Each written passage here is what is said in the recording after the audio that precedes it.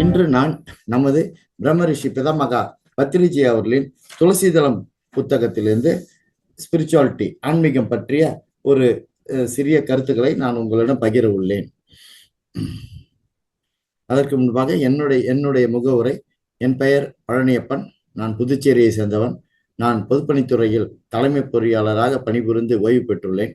நான் கடந்த 2 வருடங்களாக தியான பயிற்சிகள் மேற்கொண்டு வருகிறேன். நமது மகோதார் அறக்கட்டளையில் தியானங்களை கற்றுக்கொண்டு தியான பயிற்சிகள் மேற்கொண்டு தியான சேவை செய்து வருகிறேன் என்பதை பணிவுடன் தெரிவித்துக் கொண்டு நான் இப்பொழுது நமது ஆன்மீக ஞான உரைக்கு செல்கிறேன். அதற்கு பிறகு நாம் தியான பயிற்சிக்கு செல்வோம். இன்றைய உரை நம்ம பத்ரிஜி ஐயா அவர்களின் துளசிதளம் புத்தகத்திலிருந்து நான் கருத்துக்களை பகிர்கிறேன். சரியான கண்ணோட்டம்.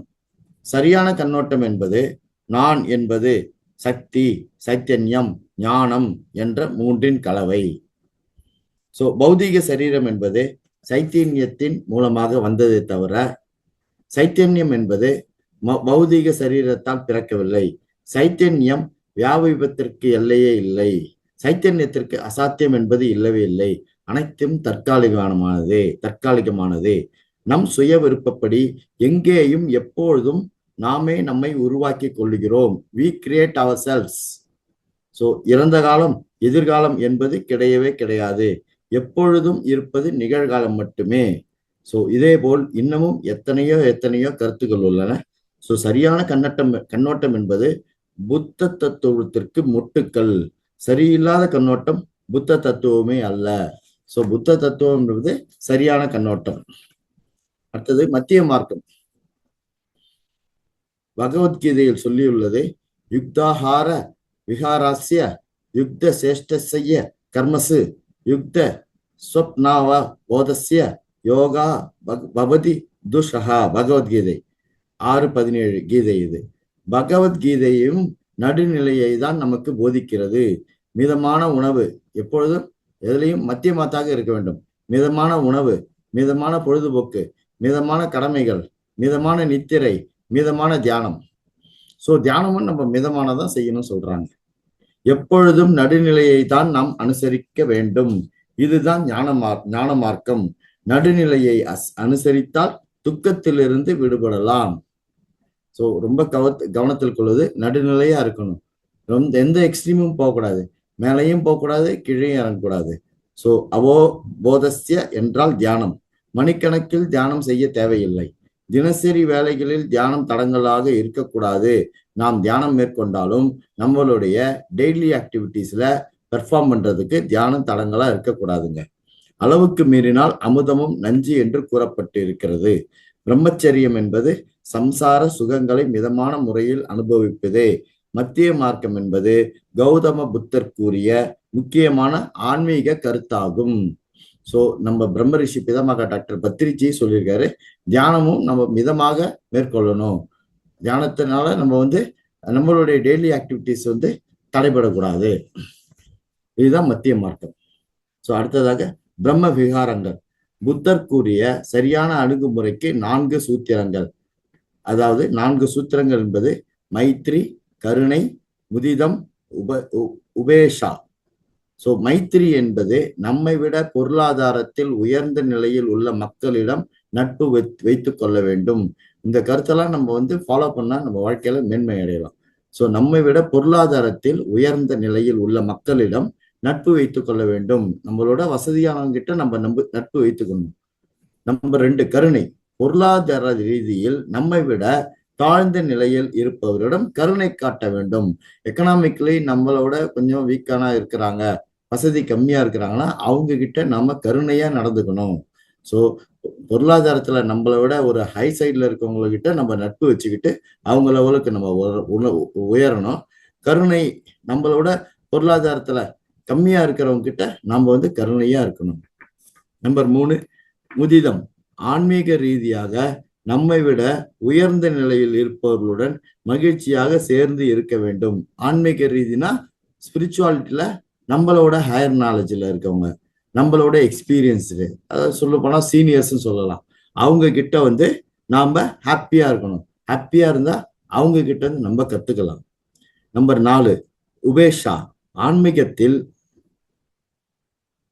நம்மை விட கீழ்நிலையில் இருப்பவரிடம் சற்று ஒதுங்கியே இருக்க வேண்டும்.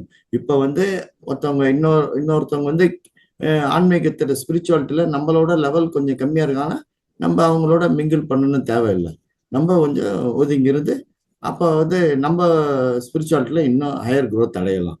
ஸோ அவர் சொல்றது, எந்த காலத்திலும் எந்த உலகங்களிலும் புத்தர்கள் ஆன்ம ஞானிகள் மேற்கூறியவற்றை ஒரே விதமாக சாஸ்திரிய முறையில் கடைபிடிப்பார்கள். அவர்களது இத்தகைய அணுகுமுறையே பிரம்ம விகாரங்கள். ஸோ நம்மளோட எக்கனாமிக்கலி ஹையரா இருந்தா அவங்களோட ஃப்ரெண்ட்ஸா இருக்கணும். நம்மளோட வீக்கானவங்க கிட்ட நம்ம கருணை காட்டணும். நம்மளோட ஆன்மீகத்தை உயர்ந்த நிலையில உள்ளவங்கள்ட்ட நம்ம ஃப்ரெண்ட்ஸா இருக்கணும். நம்மளோட ஆன்மீகத்துல கம்மியா உள்ளவங்கள நம்ம அனுசரிச்சு போய் நம்ம ஸ்பிரிச்சுவல் growth அடையணும். அடுத்தது தம்மபதம். தம்மபதத்தில் புத்த பெருமானின் சில அமிர்தமான கருத்துக்கள் இவ்வாறு உள்ளன. அதாவது, மங்களகரமான செயல்களை உடனே செய்ய வேண்டும். சுபசிய சீக்கிரம், நல்லதை உடனே செஞ்சிடணும். ஆரோக்கிய பரமலாப சந்துட்டி பரம தானம் விசாச பரம ஜக்னாதி நிப்பணம் பரமம் சுகம். இது பாலியில சொல்லியிருக்காங்க. பாலி மொழியில. சமஸ்கிருதத்துல சொல்லியிருக்குது, ஆரோக்கிய பரமோலாப சந்துஷ்டி பரமம் தனம் விஸ்வாச பரமோ ஜிக்ஞாதி நிர்வாணமே பரமசுகம். அதாவது, ஆரோக்கியம் என்பது மிகப்பெரிய லாபம், திருப்தி என்பது மிகப்பெரிய சொத்து, நம்பிக்கை என்பது சிறந்த உறவு, ஆரோக்கியம் என்பது மிகப்பெரிய லாபம். நம்ம ஹெல்த்தியா இருந்தா நமக்கு அதுவே லாபம். நோயற்ற வாழ்வை குறைவற்ற நம்ம சொல்லுவோம். ஸோ ஆரோக்கியம் என்பது மிகப்பெரிய லாபம். திருப்தி என்பது மிகப்பெரிய சொத்து. நம்ம கண்டென்டடா இருக்கிறோம், பேராசை கொள்ளாம கண்டடா, எதுலையும் திருப்தி அது இருந்தா நமக்கு அது ஒரு சிறந்த ஒரு உறவு. நம்பிக்கை என்பது சிறந்த உறவு, கான்பிடன்ஸ். ஸோ திருப்தி என்பது ஒரு சொத்து நமக்கு. ஸோ விழிப்புடன் தியானிப்பவர் மட்டுமே முழு சுகங்களை பெறுவார். விழிப்புடன் ஒரு அவேர்னஸோட தியானம் பண்ணாதான் ஃபுல் அச்சீவ்மெண்ட்டை நம்ம பண்ண முடியும். ஸோ விழிப்புடன் இருப்பது அமுதம் போன்றது, விழிப்பற்ற நிலை மரணத்திற்கு சமம். ஸோ எப்பயும் விஜிலண்டா இருக்கணும், அவேர்னஸா இருக்கணும். அது அமுதம் போன்றது, ஒரு தேனை போன்றது அது. அடுத்ததாக, அத்தாகி அத்தனோ நாதோ. இதெல்லாம் நம்ம பிரம்ம ரிஷி பிதமக டாக்டர் பத்திரிஜயாவின் துளசி ஜலம் புக்கில் நான் வாசிக்கிறேங்க. தம்மபதத்தில் புத்தர் இவ்வாறு கூறுகிறார், சீடனே, உன்னை நீயே வழி நடத்து, உன்னை நீயே பரிசோதித்துக்கொள். தூய்மையாக இருப்பதும் மாசுறுவதும் நம்மை சார்ந்ததே, ஒருவர் மற்றொருவரை தூய்மைப்படுத்த முடியாது. ஸோ நம்ம கிளீனா இருக்கிறது நம்ம சார்ந்தது தான். ஒருத்தர் இன்னொருத்தரை கிளீன்சிங் பண்ண முடியாது. ஒவ்வொருத்தவங்களும் அவங்கவுங்க கிளீன்சிங் பண்ணிக்கணும். அதுக்குதான் தியானம் செய்யறோம். ஆத்மாவிற்கு ஆத்மாவே தலைவன், ஆத்மாவிற்கு ஆத்மாவே கதி. அதாவது, அவரவர்களுக்கு அவரவர்களே தலைவன், அவரவர்களுக்கு அவரே கதி என்பதாகும். அடுத்ததாக, நாரதரின் அறிவுரை பற்றி நாரதர் கூறுகிறார், எனக்கு இந்த அனுபவம் ஏற்படவில்லை, எனக்கு இந்த அனுபவம் ஏற்படவில்லை, ஆகவே இது உண்மை இல்லை என்று ஒருபோதும் கூற வேண்டாம். ஆராய்ந்தால்தான் உண்மை புரியும். எதையும் எக்ஸாமின் பண்ணணும். உண்மை புரிந்தால் மட்டுமே சூழ்நிலைகள் நன்றாக புரியும். சூழ்நிலைகள் நன்றாக புரிந்து கொண்டால் மட்டுமே சரியான நிர்ணயங்கள் எடுக்க முடியும். இதைதான் ஜீசஸ் ஜட்ஜ் ஈ நாட் என்று கூறியுள்ளார். அதாவது, அவசரப்பட்டு எந்த முடிவையும் எடுக்காதே. சரியான புரிதல் என்பது மூன்றாம் கண் மூலமாக நன்கு அறிய முடியும். எந்த ஒரு விஷயத்திலும் சரியான புரிதல் என்பது மூன்றாம் கண் மூலமாக நன்கு அறிய முடியும். ஒரு யோகி மட்டுமே சரியான தீர்வை கொடுக்கும் சாமர்த்தியத்தை பெற்றவராவார். எவன் யோகி இல்லையோ அவனால் எந்த விதமான தீர்வையும் சமயோசிதமாக எடுக்க இயலாது. ஸோ இந்த தேர்டை ஓப்பனிங்கு தான் நம்ம தியானம் மேற்கொள்ளணுங்க, தியான பயிற்சி செய்யணுங்க. அடுத்ததாக, மகதவ தானம், மகதவதானம். மகத்தென்றால் சிறப்பான, அவதானம் என்றால் படித்தல். மகதவதானத்தின் பொருள் எல்லாவற்றையும் விட சிறந்த படிப்பாகும், சிறந்த படிப்பு என்பதாகும். ஆதிசங்கரர் எழுதிய பஜகோவிந்தத்தில் இவ்வாறு கூறப்பட்டுள்ளது. அதாவது பிரணயாயம், பிரத்யாகாரம், நித்திய அனித்திய விவேக விசாரம், ஜாப்பிய சமேத சமாதி விதானம், குரு அவதானம், மகதவதானம். பிரணயாயம் என்றால் உள்மூச்சு மற்றும் வெளிமூச்சை கவனித்தல் என்று பொருள். பிரணயாயமத்தை பத்தி நான் இன்னொரு நாள் டீப்பா எடுக்கிறேன் சார். பிரத்யாகாரம் அதாவது வெளி இயந்திரங்களை தன் வயப்படுத்திய பின் உள்நோக்கி சென்றால் உள் இயந்திரங்கள் நன்றாக செயல்படும் என பொருளாகும். அதாவது பிரம்மரேந்திரத்தின் மூலம் ஆகாரத்தை பெறுவது என்பது பொருளாகும். இதெல்லாம் நம்ம மூச்சு பயிற்சியில அடையிறது தான். நித்திய அனித்திய விவேக விசாரம் அதாவது எது நித்தியம் எது அனித்தியம் என்பதை நன்றாக அறிந்து நடப்பது என்று பொருளாகும். ஜபம் என்றால் பயிற்சி, அதாவது ஒரே செயலை மறுபடியும் மறுபடியும் தொடர்ந்து செய்வது என பொருள். அதனால் நாம் ஜாப்பிய சமேத சமாதி விதானம் என்றால் பிரணயாயம், பிரத்யாகாரம் மற்றும் நித்யா அனித்திய விவேக விசாரம் இந்த மூன்றையும் மறுபடியும் மறுபடியும் பயிற்சி செய்து கொண்டே இருக்க வேண்டும். இதுதான் சமாதி விதானம். அதாவது சமாதி அடைவதற்கு இது ஒன்றே வழியாகும். குரு அவதானம் என்றால் இந்த படிப்பை படி என்று பொருளாகும். யோக வித்யாவான பிரம்ம வித்யாவே அனைத்தையும் விட சிறந்த வித்யா. அதாவது மகத அவதானம் என ஆதிசங்கரர் இந்த ஒரு ஸ்லோகத்தில் கூறியுள்ளார். தியானத்தை மேற்கொள்றதா இவங்க குறிப்பிட்டு சொல்றாங்க. தாப தர்யம், தாபம் என்றால் துக்கம், தர்யம் என்றால் மூன்று விதமான துக்கங்கள் தாப தர்யம். மூன்று வித துக்கங்கள் இவ்வாறு உள்ளன. ஆன்மீக தாபம் நம்பர் 1, நம்பர் 2 ஆதி பௌதீக தாபம், நம்பர் 3 ஆதி தெய்வீக தாபம். ஆன்மீக தாபம் என்பது நமக்குள் காமம், குரோதம், லோபம், மோகம், மதம், மாச்சரியம் என்கிற 6 வகையான எதிரிகள் அரிசட் வர்க்கங்கள் உள்ளன. நம்ம உள்ள கேரக்டர்ஸ் காமம், குரோதம், குரோதம்னா சண்டை போடுறது, லோபம், மோகம், மதம், மாச்சரியம். இதனால் ஏற்படும் துக்கங்கள் ஆன்மீக துக்கங்களாகும். உண்மையில் ஒவ்வொரு மனிதரும் 90% துக்கங்கள் தனக்கு தானே உண்டாக்கி கொண்டவை. நம்பர் 2 ஆதி பௌதீக தாபம்.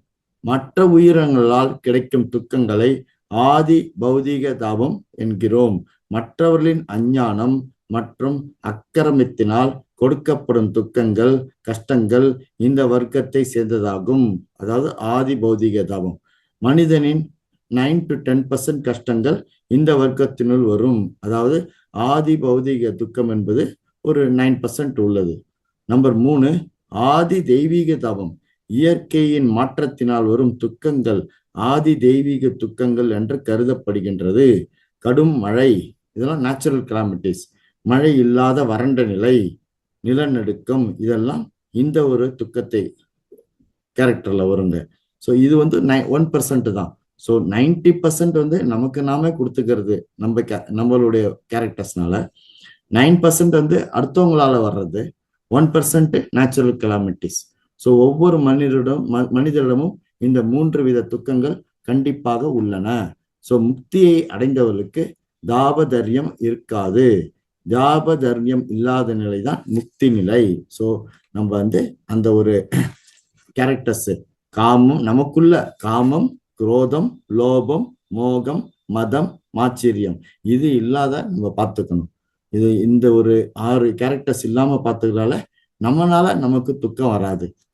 அடுத்தவங்களால நமக்கு துக்கம் வராம நம்ம பார்த்துக்கலாம். நேச்சுரல் கிளாமிட்டிஸ் என்பது இயற்கை நியதி, அது எல்லாரும் ஃபேஸ் பண்ணி தான் ஆகணும். அடுத்தது கடைசியா நான் அடுத்த ஜெனரல் டாபிக் போறதுக்கு முன்னாடி, முக்தி என்றால் ஞானான் முக்தி. முக்தி என்றால் விடுதலை. எதிலிருந்து விடுதலை? தாப தரயத்திலிருந்து விடுதலை.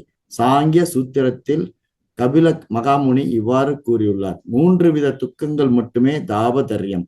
இந்த 3 வித துக்கத்திலிருந்து முழுமையாக வெளியில் வருவதுதான் அதி உன்னதமான புருஷார்த்தம் ஆகும். அதாவது மோட்சம் அல்லது முக்தி.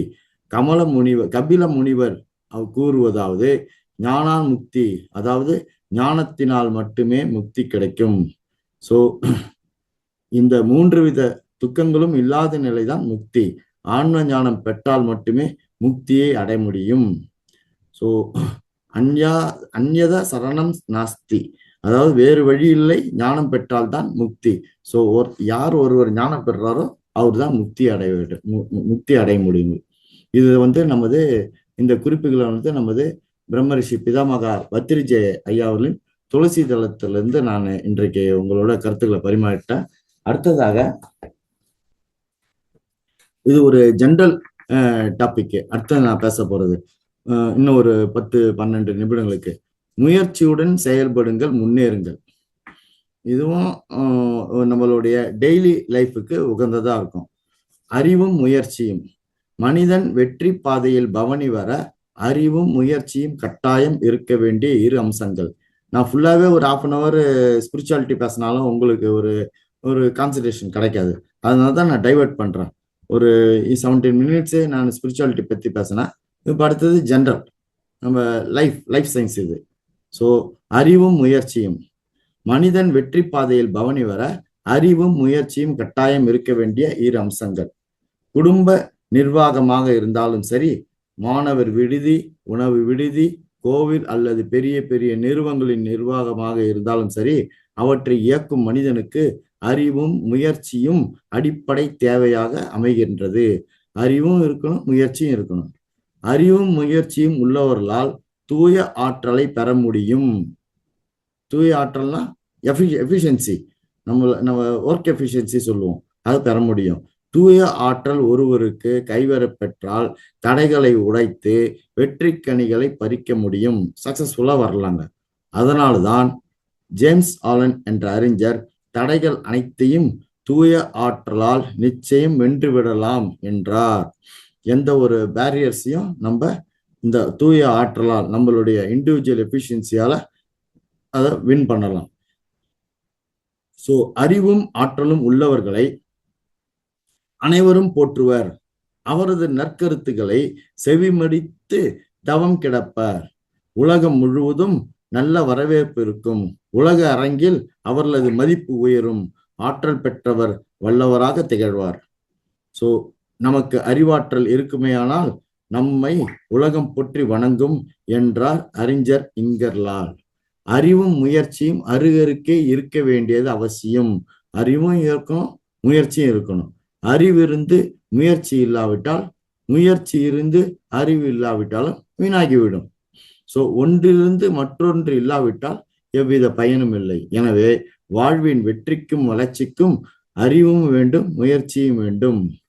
ஸோ ஒருவர் அறிவோடும் முயற்சியோடும் ஆற்றலையும் பெற்றுவிட்டால் அகிலமே அவரிடம் தஞ்சமடையும். அறிவிருந்தால் அனைத்தையும் உருவாக்கலாம் என்றார் டால்ஸ்டாய். ஸோ பைந்தமிழ் தேர்பாகன் பாரதி தெளிந்த அறிவும் இடைவிடாத முயற்சியும் இருந்தால் எதையும் சாதிக்கலாம் என்பார். கவிஞர் சுடர்வரன் அறிவும் முயற்சியும் பற்றி கூறுவதை பின்வருமாறு காண்போம். தெளிந்த நல்லறிவும் தொடர்ந்த தொய்விலா முயற்சியும் இணைந்தால் நலிந்த மனிதன் கூட நாளடைவில் நல்லாற்றல் பெற்று நானிலத்தில் விழிப்புடன் வீறுநடை பயின்று வெற்றிகளை குவிப்பான் விரைந்து. ஸோ மீண்டும் சொல்லுகிறேன், தெளிந்த நல்லறிவும் தொடர்ந்த தோய்விலா முயற்சியும் இணைந்தால் நலிந்த மனிதன் கூட நாளடைவில் நல்லாற்றல் பெற்று நானிலத்தில் விழிப்புடன் வீறுநடை பயின்று வெற்றிகளை குவிப்பார் விரைந்து. அறிவுடையார் எல்லாம் உடையார். ஸோ அதுவும் ஒரு நல்ல கருத்து. அறிவுடையார் எல்லாம் உடையார், அறிவிலார் என் உடையனும் இலர். உலகத்து செல்வங்களை எல்லாம் அறிவு ஆக்கமும் காக்கவும் செய்யும் என்பதனால் அறிவுடையார் வேறு எதுவும் இல்லாதவர் என்றாலும் எல்லாம் உடையவராக மதிக்கப்படுவர். மற்ற செல்வங்களை எல்லாம் அறிவில்லாதவர் பெற்று இருந்தாலும் அவற்றை அழியாமல் காத்து கொள்வதற்குரிய அறிவு அவரிடம் இல்லாதால் அவர்கள் எதுவும் இல்லாதவராகவே கருதப்படுவர் என்று திருவள்ளுவர் கூறியுள்ளார். அறிவு மனித வாழ்விற்கு மிக மிக முக்கியம், முயற்சி வளமான வாழ்விற்கு மிக மிக இன்றியமையாதவை. எனவே அறிவும் வேண்டும், முயற்சியும் வேண்டும். கவிஞர் பட்டுக்கோட்டை கல்யாண சுந்தரம் ஒரு திரைப்பட பாடலில் கூறியுள்ளது. ஆளும் வளரணும், அறிவும் வளரணும், அதுதாண்டா வளர்ச்சி. உன்னை ஆசையோடு ஈன்றவளுக்கு அதுவே நீ தரும் மகிழ்ச்சி. அடுத்ததாக, முன்னேறலாம். முயன்றால் முன்னேறலாம். உலகம் ஒப்புக்கொண்ட உண்மை அது. முறையான பயிற்சியும் முயற்சியும் இருந்தால் எதனையும் சாதிக்கலாம். முயற்சி உடையோர் இகழ்ச்சி அடையார் என்பது மூத்தவர்கள் சொன்ன முதுமொழி. முயல்கள் சாதிக்க, நிச்சயம் சாதிப்போம். முன்னேற நிச்சயமாய் முயற்சி தேவை. முயற்சிக்கு முடியும் என்ற நம்பிக்கை தேவை. அந்த நம்பிக்கையை முதலில் நம் மீது வைக்க வேண்டும். நம்மால் முடியும் என்று நம்ப வேண்டும். நிச்சயமாக நம்மால் முடித்து காட்ட முடியும். நம்மால் முடியும் என்று நம்ப வேண்டும். நிச்சயமாக நம்மால் முடித்து காட்ட முடியும். சோ எதிலும் முடியும் என்ற நம்பிக்கை. இன்றைய சூழ்நிலையில் எல்லாமே நம்பிக்கை தான். உலகம் சுழல்வதே நம்பிக்கையால் தான். முயற்சிக்கு நம்பிக்கை கட்டாயம் தேவை.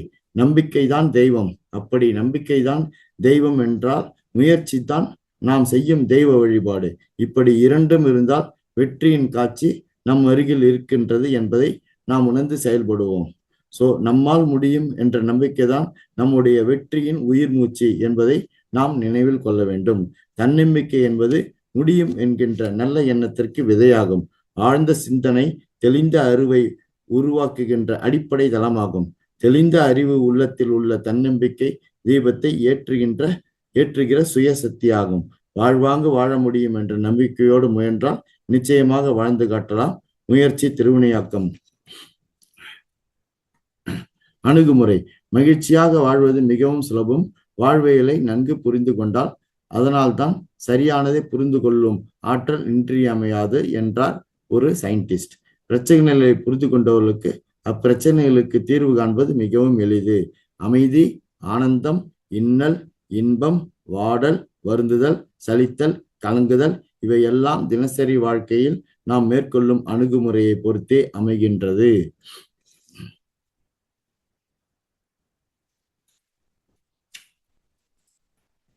ஸோ நம்மளுடைய டெய்லி லைஃப்ல அது அறிவும் முயற்சியுடன் செயல்பட்டால் நாம் நம்ம வாழ்வில் சிறப்பாக செயல்படலாம். நமக்கு நல்ல உயர்வு ஏற்படும். ஸோ உழைப்பும் உயர்வும் எதனையும் நன்கு அறிந்து கொண்டு தெளிவாக புரிந்து கொண்டு செயல்பட்டால் அளவில்லா மகிழ்ச்சி கிடைக்கும் என்பதனால் அப்படியே நாம் செய்ய வேண்டும். அறிவில்லாத முயற்சி இல்லாத அறிவு இரண்டுமே தீமையை தரும். எனவே நாம் கவனமுடன் செயல்பட வேண்டும். உழைப்பு வறுமையை மட்டுமல்ல தீமையும் விரட்டும் என்பதால் அறிவுடன் கூடிய முயற்சியில் ஈடுபட்டு உழைத்து உன்னத வெற்றிகளை நாம் அடைய வேண்டும். ஸோ நம் செயல்பாடும் அப்படித்தான் இருக்க வேண்டும். உலகிலேயே மிக சிறந்த சொல் எதுவென்றால் அது செயல் என்று சொல்லலாம். எதனையும் சொல்லிக்கொண்டே நாம் இருக்கக்கூடாது, செயல்படுத்த வேண்டும், இம்ப்ளிமெண்ட் படுத்த வேண்டும். நாம் கற்றுக்கொண்டதை நாம் இம்ப்ளிமெண்ட் படுத்த வேண்டும். நல்ல பயிற்சியும் தொடர் முயற்சியும் இருந்தால் சிறப்பாக செயல்படுத்தலாம். சிந்தித்த போதும் செயல்படுங்கள், தேடுவதை நிறுத்துங்கள், தேடுதல் கிடைக்கும் என்கிறார் ஓஷோ. வெறும் யோசனைகள் மட்டும் பயன்படாது, திட்டங்கள் ஏற்றளவில் இருந்தால் எடுபடாது, செயலில் இறங்குங்கள் இப்பொழுதே என்றார் ஓஷோ. சோ அப்படி செயல்படுத்த அறிவும் ஆண்டவன் நம்பிக்கையும் உறுதுணையாக இருந்தால் எண்ணியபடி உரிய நாளில் அரிய சாதனை நிகழ்த்தலாம். சோ வாழ்க்கையை செம்மைப்படுத்த வாழ்வாங்க வாழ நல்லென கூட்டி தீயென கழித்து உழைப்பை பெருக்கி வாழ்வை நன்கு வகுத்து கொள்ள வேண்டும். நாம் எதையும் நம்ம கற்றுக்கொண்டதை இம்ப்ளிமெண்ட் பண்ணலாம் என்று சொல்லி இப்பொழுது நான் அடுத்ததாக தியான பயிற்சிக்கு சொல்வோம்.